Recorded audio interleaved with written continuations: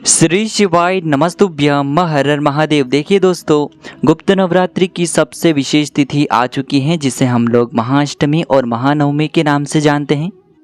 पूज्य गुरु जी के अनुसार यदि आप गुप्त नवरात्रि के पूरे ही दिनों में कोई उपाय कर सके हैं या फिर न कर पाए हैं, लेकिन यदि आप अष्टमी और नवमी की तिथि में यह विशेष उपाय कर लेते हैं तो माता रानी आपके धन के भंडार को हमेशा के लिए भर देती हैं।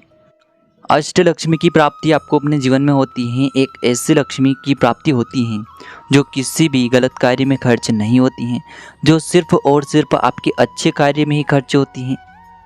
देखिए, यह जो उपाय हैं आपके जीवन से सारी समस्याओं को समाप्त करने के लिए हैं। यदि आप अपने व्यापार में तरक्की नहीं प्राप्त कर पा रहे हैं, घर में लगातार अशांति का माहौल बना हुआ है, प्रतिदिन घर में लड़ाई झगड़ा होता है, कोई न कोई व्यक्ति हमेशा बीमार पड़ते रहता है, तो गुरुदेव ने बताया है कि आपको यह विशेष उपाय अवश्य ही करना चाहिए। तो चलिए दोस्तों, जानते हैं इस विशेष उपाय के बारे में। लेकिन उससे पहले पूज्य गुरुदेव की ही कथा को सुन करके और समझ करके ही आपको समझाने का पूरा प्रयास करेंगे। लेकिन उससे पहले वीडियो को लाइक करें, चैनल को सब्सक्राइब करें और सभी शिव भक्त कमेंट में श्री शिवाय नमस्तुभ्यम या फिर जय माता दी जरूर लिखें। देखिए, इस वीडियो में हम लोग पूज्य गुरु जी द्वारा बताए गए दो बहुत ही खास उपायों के बारे में जानने वाले हैं। इनमें से जो भी उपाय आपके लिए उचित हैं, सरल हैं, उसे आप कर सकते हैं।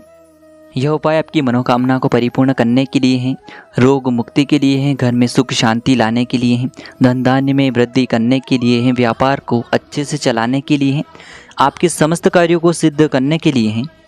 तो चलिए दोस्तों, जानते हैं गुरुदेव द्वारा बताए गए सबसे पहले उपाय के बारे में। देखिए, इस उपाय के लिए आपको सिर्फ 3 दीपक लेने हैं। देखिए, दीपक यदि आप चाहें तो मिट्टी के भी ले सकते हैं और साथ ही साथ आप अपने घर पर शुद्ध आटा मढ़कर उसके भी दीपक तैयार कर सकते हैं। अब देखिए, इस दीपक में विशेषकर आपको शुद्ध घी का प्रयोग करना है और साथ ही साथ आपको दीपक में लंबी रुई की बाती का प्रयोग करना है। देखिए, पूज्य गुरु जी अपनी कथा के दौरान कई बार बता चुके हैं कि माता रानी को केवल लाल रंग की ही सामग्री विशेष प्रिय होती हैं। इसीलिए अगर आप इस दीपक में लाल रंग की बत्ती लगाते हैं तो यह आपके लिए बहुत अधिक लाभकारी होता है। देखिए, लाल रंग की बत्ती के रूप में आप मोली के धागे का इस्तेमाल कर सकते हैं, यानी कि आप इन तीनों ही दीपक में मोली के धागे की बाती का प्रयोग भी कर सकते हैं। मोली का धागा वही होता है जिसे हम कलावा का धागा कहते हैं, यानी कि जिसे हम अपने हाथ में रक्षा सूत्र के रूप में बांधते हैं, उससे ही हम मोली का धागा कहते हैं। तो इन तीनों ही दीपक में आप लाल रंग की बाती का प्रयोग भी कर सकते हैं। अब इसी के साथ में आपको थोड़ी सी शुद्ध पीसी हुई हल्दी लेनी है और इसमें आपको जल मिला करके इसे एक लेप के रूप में तैयार कर लेना है। फिर सबसे आखिर में आपको थोड़े से चावल यानी कि अक्षत के दाने लेने हैं। देखिए दोस्तों, आपने जो 3 दीपक लिए हैं, इनमें से पहला जो दीपक है आपको माता रानी के सामने प्रज्वलित करना है। आपके घर पर माता रानी की किसी भी स्वरूप की प्रतिमा है तो उनके सामने आपको यह दीपक प्रज्वलित करना है। देखिए, यदि आपके घर में माँ दुर्गा की प्रतिमा है, माँ पार्वती की प्रतिमा है, माँ लक्ष्मी की प्रतिमा है या फिर आपके घर में कुल देवी की प्रतिमा है, उनके सामने आप ये दीपक प्रज्वलित कर सकते हैं।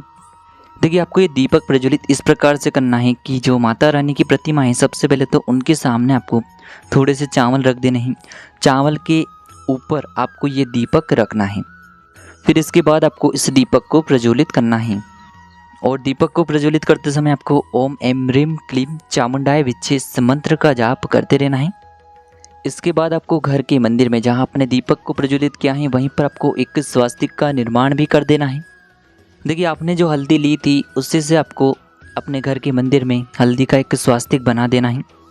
अगर पहले से ही स्वास्तिक का निर्माण किया हुआ है तो उसी स्वास्तिक के ऊपर आपको एक हल्दी का स्वास्तिक बना देना है।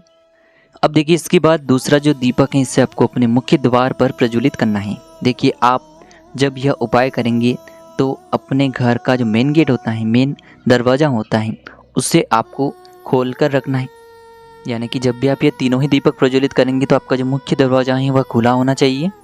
तो इस प्रकार से दूसरा दीपक आपको अपने मुख्य द्वार के वहाँ पर लेकर के पहुँचना है और मेन गेट की जो दाहिनी साइड है, और जब भी मेन गेट के बाहर से आप प्रवेश करते हैं तो आपके दाहिनी साइड यानी कि आपके सीधे हाथ की तरफ आपको यह दीपक प्रज्वलित करना है।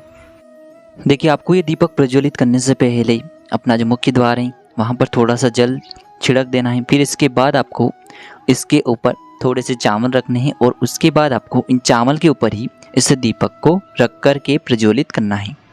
ध्यान रखिए इस दीपक की जो बत्ती है इसका मुख आपको उत्तर दिशा की ओर रख कर के ही प्रज्वलित करना है और फिर आपको वहाँ पर भी 11 बार ओम ऐं ह्रीं क्लीं चामुंडाय विच्चे इस मंत्र का जाप कर लेना है। फिर साथ ही साथ आपको अपने मुख्य द्वार यानी कि मेन गेट के ऊपर वाली दीवार पर दूसरा स्वास्तिक बना देना है। पूज्य गुरुजी ने कहा है कि जब भी हम इस प्रकार से अपने मुख्य दरवाजे के बाहर एक दीपक प्रज्वलित करते हैं तो हमारे घर के अंदर जो भी नकारात्मक ऊर्जा हैं वह सकारात्मक ऊर्जा में बदल जाती हैं और जो भी समस्याएं हमारे जीवन में चल रही हैं, संकट चल रहे हैं, वह सभी हमारे जीवन से समाप्त होती हैं। यानी कि यदि हमारे शरीर में कोई भी रोग है तो वह समाप्त होता है, साथ ही साथ हमारे जीवन में धन धान्य की प्राप्ति होती है। तो इस प्रकार से आपको ये दीपक प्रज्वलित कर देना है और साथ ही साथ आपको मुख्य द्वार पर स्वास्तिक का निर्माण भी कर देना है। अब देखिए दोस्तों, तीसरा जो स्वास्तिक है वह आपको बनाना है अपने किचन के वहाँ पर।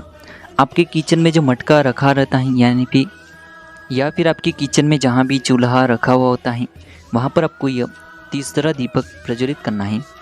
तो देखिए इस दीपक को प्रज्वलित करने से पहले भी आपको थोड़े से चावल ज़मीन पर रखने हैं और इन चावल के ऊपर आपको ये दीपक रख देना है। फिर आपको इस दीपक को प्रज्वलित कर देना है। अब दीपक को प्रज्वलित करने के बाद आपको जो तीसरा स्वास्तिक है वह आपके घर में जहाँ भी मटका रखा हुआ है उसके पीछे वाली दीवार पर आपको एक स्वास्तिक का निर्माण और कर देना है, यानी कि तीसरा स्वास्तिक आपको बना देना है और फिर आपको 11 बार ओम ऐं ह्रीं क्लीं चामुंडाय विच्चे इस मंत्र का जाप भी कर लेना है। अब देखिए आपको एक कार्य करना है, अगर आप यह उपाय अष्टमी की तिथि में कर रहे हैं तो फिर आपको पूरे ही दिन इस दीपक को उसी स्थान पर रखे रहने देना है। अगर आप नवमी की तिथि में यह उपाय कर रहे हैं तब भी आपको इस दीपक को उन्हीं स्थान पर रखे रहने देना है। यानी कि आप ये उपाय अष्टमी की तिथि पर भी कर सकते हैं, नवमी की तिथि पर भी कर सकते हैं। ये दोनों ही तिथियाँ बहुत विशेष होती हैं जिस दिन आप ये दीपक वाला उपाय कर सकते हैं। अब देखिए जैसे कि आपने अष्टमी की तिथि पर ये उपाय किया है तो अगले दिन यानी कि नवमी की तिथि में आपने जो दीपक के नीचे चावल रखे थे उनमें से आपको 21 या फिर 11 चावल के दाने निकाल लेने हैं और इन चावल को आपको अपनी तिजोरी में रख देना है और जो शेष चावल बचेंगे इन्हें आपको पक्षियों के लिए डाल देना है। या फिर यदि आपने नवमी की तिथि में किए हैं तो फिर आपको दशमी की तिथि में यही कार्य करना है। गुरुदेव ने बताया है जो भी व्यक्ति ये उपाय इस प्रकार से करता है तो उसके जीवन का दुर्भाग्य समाप्त होता है, घर के सारे संकट समाप्त होते हैं, परेशानियां दूर होती हैं। तो इस प्रकार से आपको ये पहला उपाय करना है। अब हम जानते हैं गुरुदेव द्वारा बताए गए दूसरे खास उपाय के बारे में।